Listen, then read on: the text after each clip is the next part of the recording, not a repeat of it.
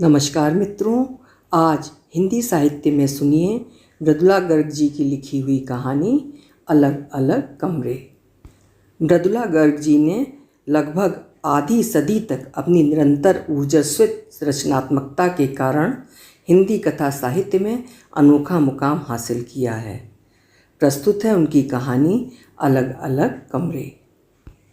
दरवाज़ा बंद रहा। दीवार में छोटी सी खिड़की खुली और कंपाउंडर ने बाहर झांककर रुखाई से आवाज़ लगाई, क्या है? डॉक्टर साहब को घर ले जाना है। लगता है पिताजी पर फालिज पड़ा है। खिड़की के दूसरी तरफ खड़े आदमी ने हाँफते हाँफते कहा। रात के 5 बजे हैं, मालूम है ना? फीस दोगुनी लगेगी, दिन के 20 और रात के 40। ठीक है, जो भी लेंगे। डॉक्टर साहब को जल्दी बुला दीजिए। मुझे क्या ज़रूरत है देर करने की? 40 रुपये जमा करवाओ और ले जाओ डॉक्टर साहब को। हाँ हाँ, पर जेब टटोल कर बाहर खड़ा आदमी दुविधा में पड़ गया। जल्दी में पैसे लाने का ख्याल नहीं रहा, घर पहुंचकर दे देंगे, उसने कहा। हाँ जी, दे देंगे घर पहुंचकर। कंपाउंडर नाराज़ होकर बोला, जेब में रुपए होते नहीं और चले आते हैं डॉक्टर साहब को बुलाने। मालूम नहीं यहाँ का कायदा, पहले रुपए जमा करवाओ तब दरवाज़ा खुलेगा। नाहक नींद बिगाड़ कर रख दी हमारी। वो खिड़की बंद करने लगा, पर आगंतुक ने हाथ बीच में रखकर अड़चन दे दी और सख्त स्वर में बोला, जानते हो मैं कौन हूँ? पाठक जी का लड़का श्याम। पाठक जी पर फालिज पड़ा है, जानते नहीं वे बड़े डॉक्टर के कितने गहरे दोस्त हैं। जाओ डॉक्टर साहब को बुला लाओ। उसकी फटकार का कंपाउंडर पर जरा असर नहीं हुआ। ये ताओ किसी और को दिखाना, वो मुंह बिगाड़ कर हंसा। बड़े डॉक्टर साहब के दोस्त हैं तो होंगे, उनका तो तमाम बरेली शहर दोस्त है। तुम बड़े डॉक्टर साहब को बुलाने आए हो या छोटे डॉक्टर साहब को? बड़े डॉक्टर साहब को अब क्या बुलाऊंगा? बाहर खड़े श्याम ने लंबी सांस खींचकर कहा। वे बेचारे तो खुद फालिज में पड़े हैं। अब तो छोटे बड़े जो हैं डॉक्टर सुरेंद्र देव ही हैं। उन्हें लेके जाना है तो 40 रुपये लेकर आओ, तब बात करना।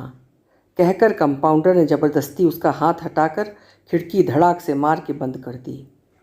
कंपाउंडर कंपाउंडर, तभी भीतर से जोरदार पुकार सुनाई दी। सत्यानाश, अब एक बुढ़ऊ जग बैठा है, सो सारी रात वीरान समझो। बुड़बुड़ करता कंपाउंडर भीतर मुड़ गया। शाम रुपए लेने घर लौट गया। रात जब सहसा पिता फर्श पर गिरकर ढेर हो गए थे तो जैसा था वैसा उठकर डॉक्टर को बुलाने दौड़ गया था। जल्दी में रुपए साथ लेने का ख्याल ही नहीं आया था। 40 रुपये उसके पास थे भी नहीं। उसकी अपनी नौकरी है नहीं और पिता पिछले बरस रिटायर हो गए हैं। आजकल हाथ तंग चल रहा है, फिर भी माँ के कहने पर शायद रुपयों का कुछ जुगाड़ हो जाए। कंपाउंडर अंदर पहुंचा तो बिस्तर पर पड़े बूढ़े डॉक्टर नरेंद्र देव ने पूछा, कौन आया था? मरीज।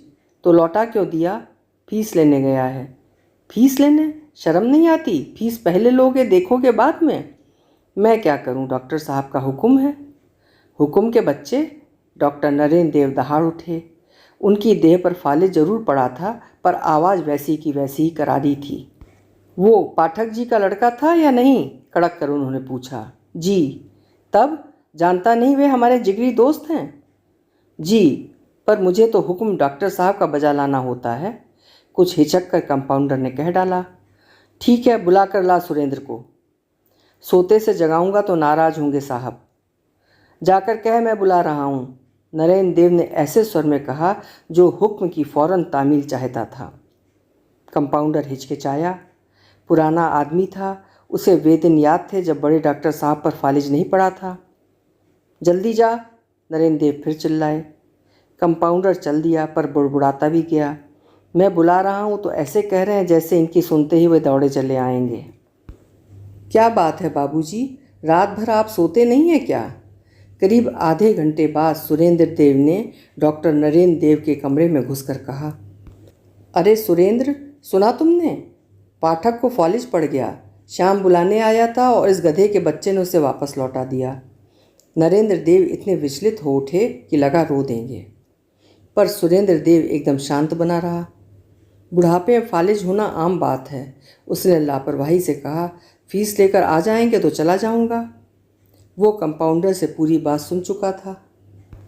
फीस फीस, नरेंद्र देव जोर से चीखे और बदन को झटका देकर बिस्तर से उठने की कोशिश करने लगे।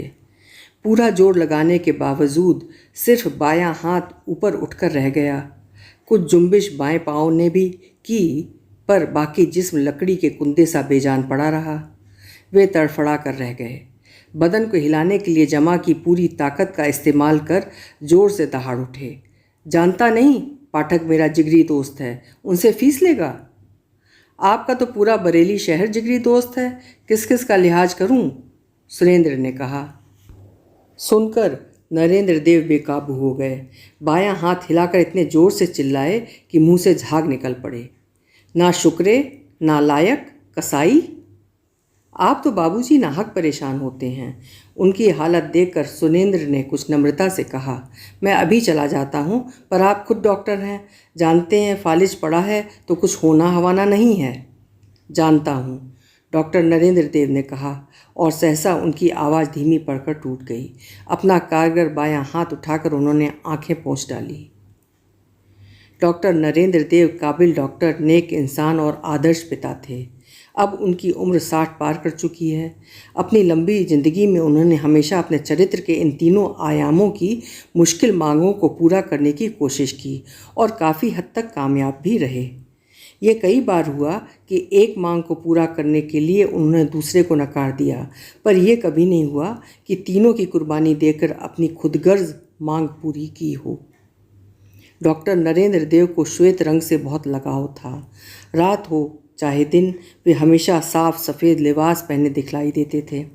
चिट्टी खादी की पतलून और बंद गले का कोट दिन में, और चिट्टी खादी का कुर्ता पाजामा रात में। उनकी कोठी की छतें और दीवारें सफ़ेद बुर्राक थीं ही, वही लगदग उजलापन उनके भीतरी साजो सामान में भी नज़र आता था। खाने की मेज़ और बिस्तर पर बिछी चादरें सफ़ेद, सोफ़े कुर्सियों पर चढ़ा सफ़ेद कपड़ा, बैठक में रखी संगमरमर की गोल सफ़ेद मेज़, यहाँ तक कि दरवाज़ों और खिड़कियों पर लटके पर्दे भी सफ़ेद। जो मोटर गाड़ी डॉक्टर देव चलाते थे वो भी सफ़ेद रंग की थी। अपनी 60 साल की ज़िंदगी में उन्होंने अनेक बार गाड़ी बदली, पर उसके रंग में कोई तब्दीली नहीं आई। एक सफ़ेद गाड़ी बेचकर वे दूसरी सफ़ेद गाड़ी खरीदते रहे। डॉक्टर देव की कोठी के आगे काफ़ी बड़ा बगीचा था, जिसमें मौसम का हर फूल खिलता रहता। वहाँ भी दो लंबी क्यारियाँ बेला और मोगरा के श्वेत पुष्पों के लिए सुरक्षित थीं। इसके अलावा और भी कई फूलों की सफ़ेद किस्में चुन चुन कर उन्होंने लगवा दी थीं। श्वेत गुलाब, श्वेत कनेर, श्वेत लिली और श्वेत गुलदाउदी जैसे फूल अपनी दूधिया या कपूरी शुभ्रता से बाग के अनेक कोनों में अमावस्या की रात्रि को भी खिली चांदनी का निखार लाए रहते थे। फिर भी अपने इस हरे भरे उद्यान में घूमते हुए वे कई बार कह उठते, मेरा बस चले तो इन तमाम फूलों को सफ़ेद कर दूं। अगर विभिन्न रंगों के फूलों के पौधे उखड़वाकर उन्होंने सफ़ेद फूल वहाँ लगवाने न दिए थे, तो वो सिर्फ इसलिए कि वे एक आदर्श पिता थे और उनके बच्चों को सफ़ेद के अलावा अन्य रंग के फूल भी पसंद थे। बच्चों के कमरे की साज सज्जा में भी वो दखल नहीं देते थे। वहाँ पहुँचते ही बरामदे से चला आ रहा धवल विस्तार छंट जाता और चटक रंगों का खिलवाड़ शुरू हो जाता। किसी और आदमी में ये सफ़ेद परस्ती होती तो लोग फ़ौरन उसे खपती की उपाधि देते, पर डॉक्टर नरेंद्र देव का व्यक्तित्व तो ऐसा था कि उनका ये शौक़ बिल्कुल सहज और तर्क संगत मालूम पड़ता था। लगता था उन जैसे इंसान के लिए यही मुनासिब है कि वे सफ़ेद रंग पहने और पसंद करें। यही नहीं, इतनी ही आसानी से सनकी करार किए बगैर वे और भी कई छोटे मोटे खब्द झेल जाते थे। शायद इसलिए कि उनके खब्द कुछ इस तरह के होते थे जो संपर्क में आने वाले लोगों को फ़ायदा करते थे, जैसे गरीबों को मुफ्त इलाज करने की उनकी सनक या अपने बच्चों की हर मांग पूरी करने की उनकी कोशिश। डॉक्टर नरेंद्र देव एक गरीब पिता के इकलौते बेटे थे। बचपन से ही इतने मेधावी कि किसान पिता ने अपना सर्वस्व बलिदान करके भी उन्हें उच्च शिक्षा दिलवाने की ठान ली। जो 4 बीघा ज़मीन उनके पास थी उसे बेचकर उन्होंने पुत्र की शिक्षा का प्रबंध किया और शहर में रहकर क्लर्की करके परिवार का पालन पोषण करते रहे। पुत्र नरेंद्र देव ने भी उनके त्याग की आन रखी और अव्वल दर्जे में MBBS पास किया। डॉक्टरी की डिग्री मिलने पर हर्ष के अतिरेक में गरीबों की सहायता का जो संकल्प नरेंद्र देव ने किया, आश्चर्य था कि सफल और व्यस्त डॉक्टर बन जाने पर भी उसे नहीं भूले। इसका कारण ठीक क्या था कहा नहीं जा सकता। ये कि वे स्वयं अभाव में पले थे या कि जन्म से ही उनके चरित्र में संवेदना का दिव्य गुण आ मिला था, या सिर्फ ये कि एक बार ठान लेने पर कोई भी चीज़ बिना किए छोड़ देना उनकी स्वाभिमानी प्रकृति में नहीं था। जो हो, बरेली शहर में सभी जानते थे कि जब किसी मरीज का संबंधी हकला कर कहता है, डॉक्टर साहब फीस के पैसे तो हैं नहीं, तो जेब से 10 रुपये का नोट निकाल कर थमाते हुए वे उसे जोर से फटकारते हैं। अरे खाली फीस देने से बीमारी ठीक हो जाएगी क्या? लो जाकर डिस्पेंसरी से दवा लो और खाने में दूध फल के सिवा कुछ मत देना।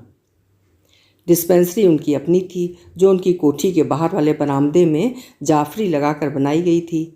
बरामदे से सटे कमरे में बैठकर वे मरीज देखा करते थे और बाहर डिस्पेंसरी में कंपाउंडर दवा बांटा करता था। वहाँ से मुफ्त दवा न दिलवाकर वे रोगियों को 10-5 के नोट इसलिए थमाया करते थे क्योंकि उनका कंपाउंडर मुफ्त खोरों से सख्त नाराज रहता था और मौका मिलते ही दबे स्वर पर कड़े शब्दों में उनकी भर्त्सना करने से नहीं चूकता था। डॉक्टर देव नहीं चाहते थे कि कोई मरीज कंपाउंडर से मुफ्त दवाई मांगकर उसकी नज़रों में हीन बने। रुपए देने की बात डॉक्टर देव और बीमार के तामीरदार तक रह जाती थी। एक बात जरूर थी, अगर संबंधी रोगी की देखभाल में जरा भी भूल चूक करते, मसलन उनके दिए रुपयों से उनके लिए फल दूध न लाकर अपने लिए चाय या दारू का इंतज़ाम कर लेते, तो डॉक्टर साहब के क्रोध का ओर छोड़ न रहता।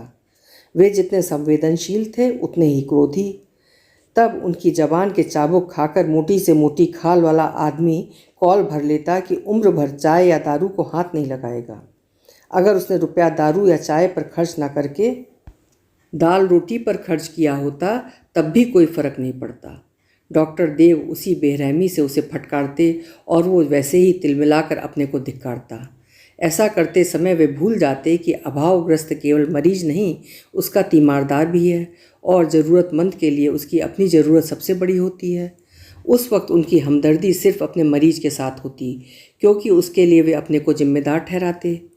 लड़कपन से उन्होंने अपने को एक आदर्श डॉक्टर के रूप में देखा था और उस छवि को बनाए रखने के लिए वे सब कुछ बलिदान कर सकते थे। सौभाग्य से आदर्श डॉक्टर होने के साथ नरेंद्र देव परिश्रमी और योग्य भी थे, जिससे फीस में मिले रुपयों का काफ़ी अंश निर्धन रोगियों में बांटकर भी उनके पास इतना धन बचा रहता था कि वे अपने परिवार की हर जायज़ और नाजायज़ मांग पूरी कर सकें। अच्छा ही था कि क्योंकि आदर्श डॉक्टर के अलावा जो दूसरा भव्य रूप उन्होंने अपना रखा था वो था एक आदर्श पिता का। डॉक्टर नरेंद्र देव चाहते थे कि उनके बच्चों को ऐसे किसी अभाव का सामना न करना पड़े जो उन्हें बचपन में झेलने पड़े थे। छात्र जीवन में जो कमी उन्हें सबसे अधिक सालती रही थी वो थी जगह की तंगी। माँ बाप के साथ एक कमरे के घर में रहते हुए पढ़ने लिखने के लिए बरामदे का कोना भर नसीब रहा था। उसी में पढ़ना लिखना और उसी में सोना।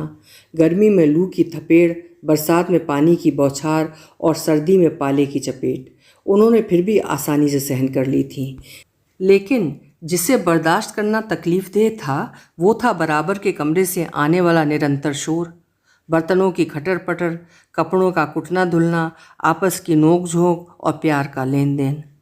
लिहाजा उन्होंने तय किया कि अपने बच्चों को वे इतनी जगह मुहैया करा देंगे कि उनके कमरों की दीवारें बाकी घर का शोर उन तक नहीं आने देंगी।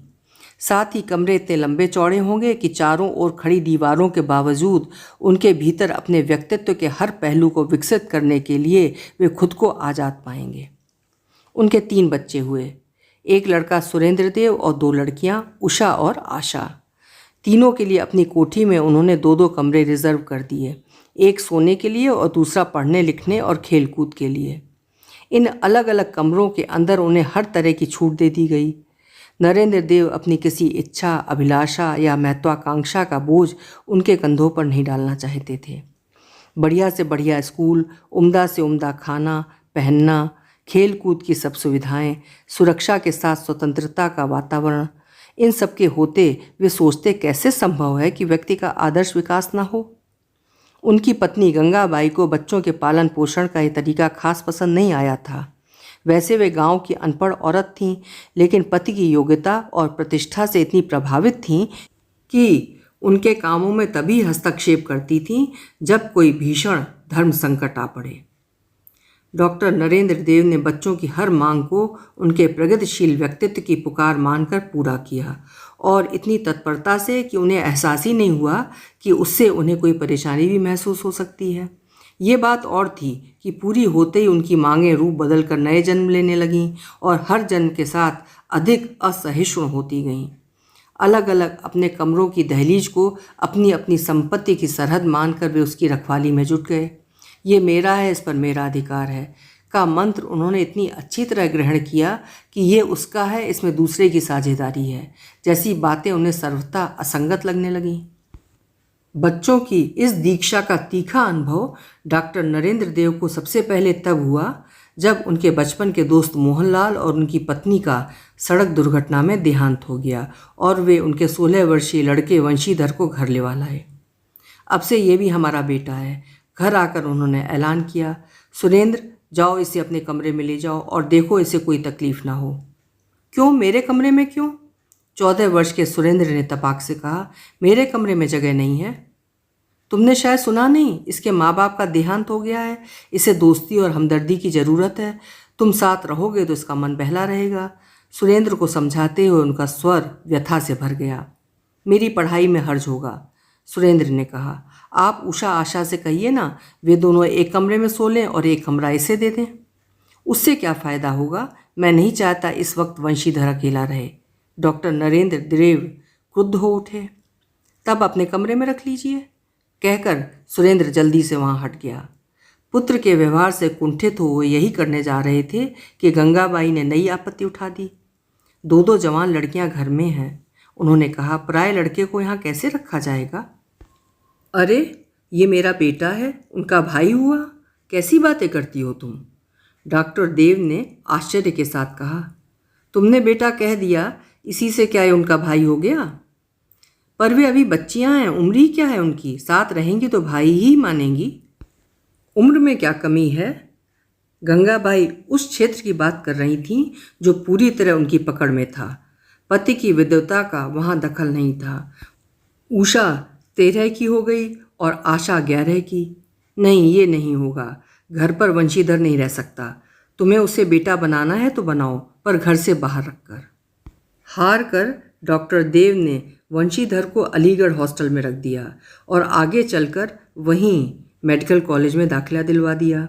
छुट्टियों में वो अवश्य घर आता था और तब डॉक्टर साहब उसके लिए मेहमानों वाला बड़ा कमरा बड़े चाव से सजवा रखते थे। 5 साल यूं ही बीत गए। उसके बाद जब वंशीधर MBBS करके बरेली आया तो जो वह गंगाबाई ने 5 साल पहले व्यक्त किया था सहसा साकार हो उठा।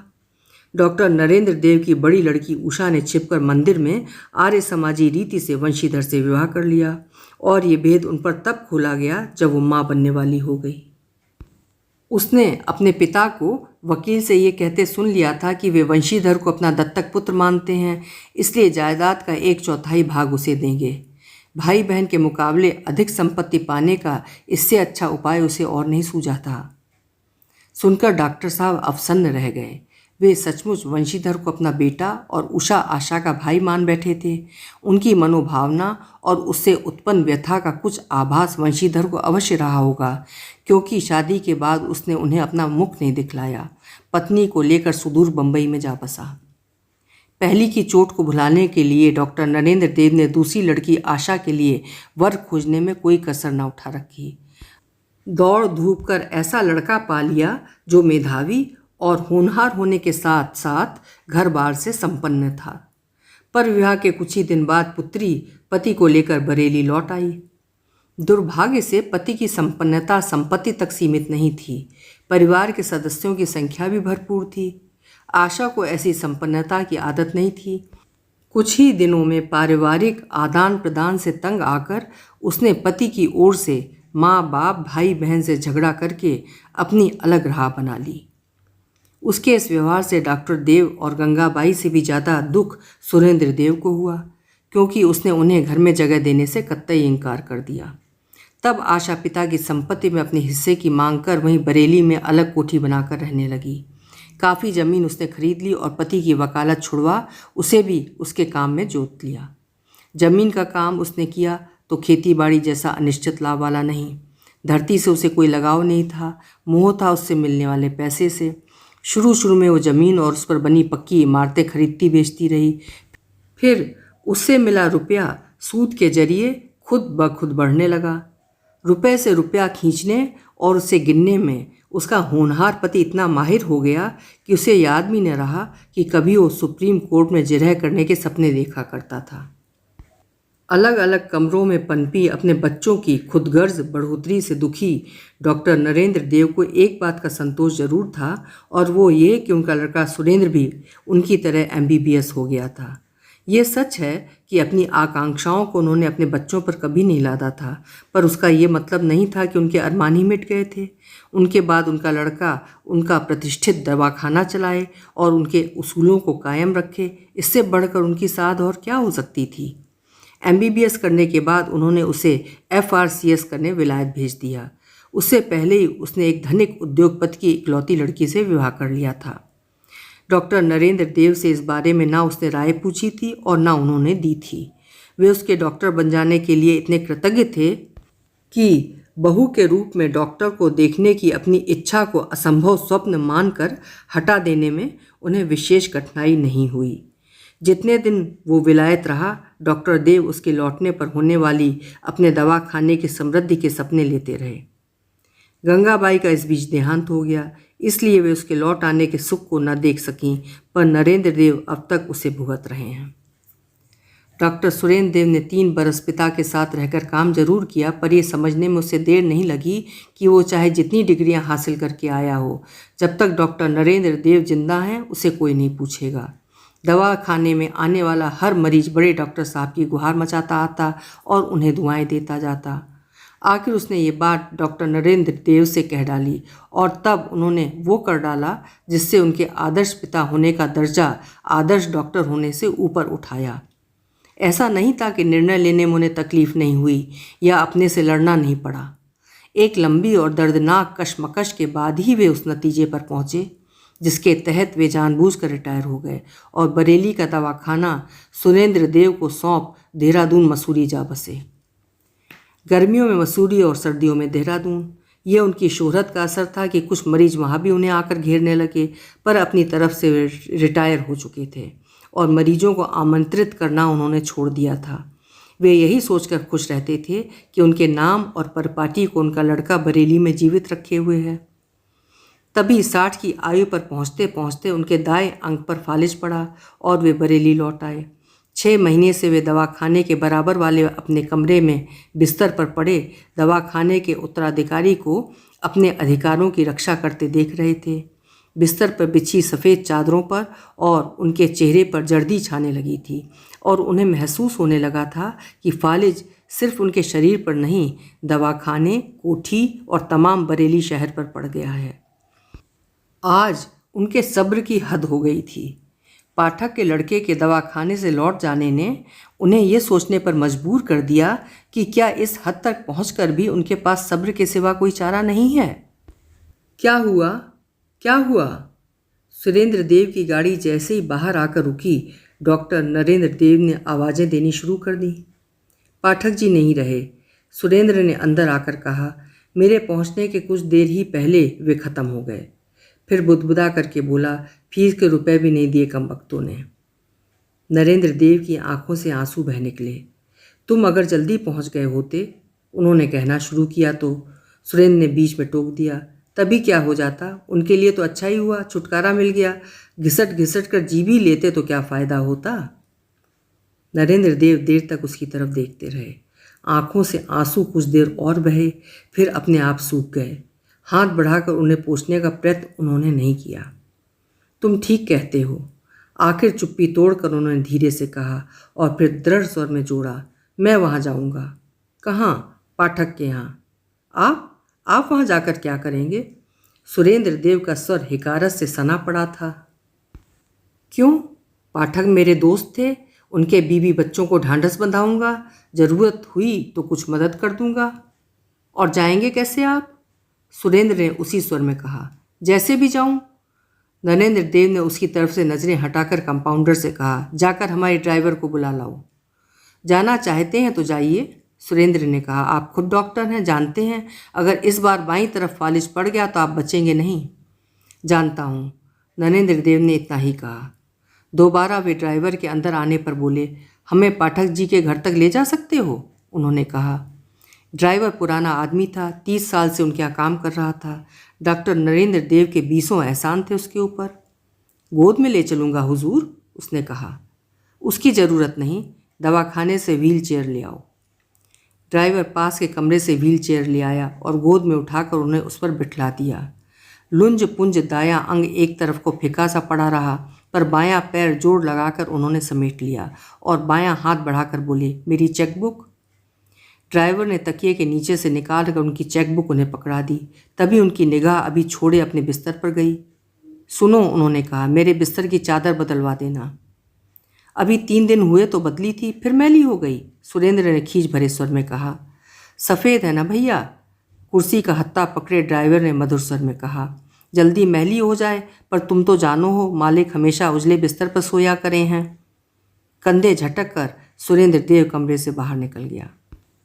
व्हील चेयर को गाड़ी में रखवा डॉक्टर नरेंद्र देव पाठक के घर पहुंच गए। चेकबुक में पाठक की पत्नी के नाम 2000 का चेक पहले ही रख लिया। फालिज पड़ने के बाद अपने बैंक के मैनेजर को बुलाकर उन्होंने बाएं हाथ के हस्ताक्षर पक्के करवा लिए थे। चेकबुक भी हमेशा इससे रहाने रखते थे, बीमारी में जब तक रुपए की ज़रूरत पड़ती रहती थी। उन्हें देखते ही पाठक की पत्नी धाड़ मार कर रो दी। अरे भैया, अगर तुम पहले आ जाते तो कौन जाने ये बच ही जाते, रोते रोते वे बोली। नरेंद्र देव के मुंह से बोल नहीं निकला, आंखों से आंसुओं की धार अवश्य बह चली। कुछ देर बाद अपने निस्पंद शरीर पर लाचार नज़र डालकर उन्होंने कहा, भाभी, अब मैं किस लायक हूँ? तुम्हारे हाथ में शफा है, सीने में दिल है, तुम मुर्दे को भी जिला सकते हो। नरेंद्र देव गहरे सोच में डूब गए। उनकी दृष्टि शरीर के दाएं भाग से हटकर बाएं हाथ पर केंद्रित हो गई। देर तक वे अपना हाथ हिला डुला कर देखते रहे, फिर उसे जेब में डालकर 2000 का चेक निकाला और भाभी की ओर बढ़ा दिया। फिर वही हाथ श्याम के सिर पर रख दिया। उसी सोच में डूबे नरेंद्र देव घर पहुंचे तो देखा उनके बिस्तर पर हरे और काले रंग की 4 खानों वाली चादर बिछी हुई है। व्हील चेयर पर बैठे डॉक्टर देव और हत्था थामे ड्राइवर दोनों भौंचक देखते रह गए। इस बिस्तर पर रंगीन चादर किसने बिछाई? चकित स्वर में ड्राइवर बुदबुदाया और नरेंद्र देव ने जोर से आवाज़ लगाई, सुरेंद्र, कंपाउंडर। सुरेंद्र और कंपाउंडर भीतर घुसे तो ड्राइवर कुर्सी छोड़कर आगे बढ़ गया। भैया, मालिक के बिस्तर पर रंगीन चादर जाने किसने बिछा दी? उसने मीठे स्वर में कहा। वो चाह रहा था किसी तरह डॉक्टर नरेंद्र देव के कुछ कहने से पहले वो चादर बदलवा डालने में सफल हो जाए। मैंने, सुरेंद्र ने कहा। सफ़ेद चादर रोज़ मैली होती है, रोज़ बदलनी पड़ती है, आखिर कितनी चादरें रखी जाएंगी घर में? ऐसा ना कहो भैया, ड्राइवर ने हाथ जोड़कर कहना शुरू किया कि नरेंद्र देव का दृढ़ स्वर सुनाई दिया। ड्राइवर, ये कमरा बंद कर दो, रात हमारे सोने से पहले बिस्तर पर सफ़ेद चादर बिछा देना, तब तक हम दवाखाने में बैठेंगे। दवाखाने में? अब चकित होने की सुरेंद्र की बारी थी। हाँ, अब से हम दवाखाने में बैठा करेंगे, नरेंद्र देव ने उसी अकंपित स्वर में कहा। फालिज हमारे बदन पर पड़ा है, दिलो दिमाग और नज़र पर नहीं, और बाएं हाथ से चेक लिख सकते हैं तो नुस्खा भी लिख लेंगे। फिर उन्होंने सीधा कंपाउंडर की तरफ देखा और कहा, जाओ दवाखाने का दरवाज़ा खोल दो और हमारे बैठने का इंतज़ाम करो। कंपाउंडर उस दृष्टि को पहचानता था। वो चुपचाप दवाखाना ठीक करने चला गया। ये आदमी नीच तो है, पर हुक्म का ताबेदार। जाते हुए कंपाउंडर की तरफ देखकर उन्होंने कहा, हमारा काम चला देगा।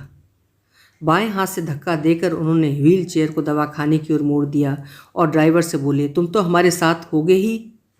ड्राइवर ने कुर्सी का हत्था पकड़ लिया और उसे आगे ढकेलने लगा। जाते जाते नरेंद्र देव ने हाथ उठाकर कहा, और देखो सुरेंद्र, तुम अपने लिए कोई दूसरा दवाखाना ढूंढ लो। अभी आप सुन रहे थे मृदुला गर्ग जी की लिखी हुई कहानी अलग अलग कमरे। ये कहानी देश की एक प्रतिष्ठित पत्रिका में सन 1982 में छपी थी। आशा है कहानी आपको पसंद आई होगी। फिर मिलेंगे। आपका समय शुभ हो, मंगलमय हो।